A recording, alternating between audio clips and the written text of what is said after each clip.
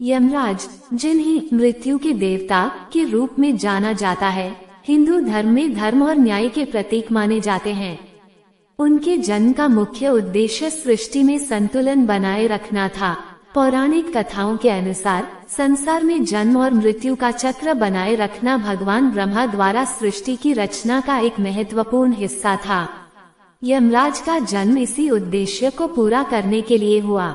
यमराज को भगवान सूर्य और संध्या सरन्यु के पुत्र के रूप में माना जाता है। उनकी जुड़वां बहन यमी या यमुना है।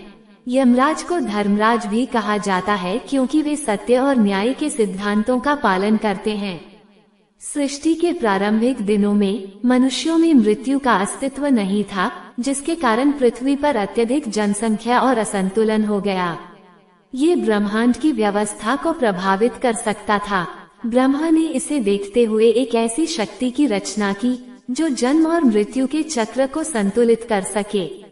यमराज को मृत्यु का देवता बनाकर ये दायित्व सौंपा गया कि वे लोगों के कर्मों के अनुसार उनके मृत्यु के समय का निर्धारण करें और आत्माओं का न्याय करें।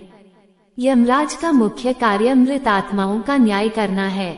मृत्यु के बाद आत्मा यमलोक पहुंचती है, जहां यमराज उनके कर्मों के आधार पर स्वर्ग, नरक या पुनर्जन्म का निर्णय लेते हैं। उनके इस न्यायिक कार्य से सृष्टि में नैतिकता और संतुलन बना रहता है। यमराज के जन्म की कथा ये सिखाती है कि हर जीवित प्राणी को अपने कर्मों का फल मिलता है। उनकी उपस्थिति यह याद दिलाती है कि मृत्यु अवश्यंभावी है और इसलिए जीवन में सदाचार और धर्म का पालन करना चाहिए।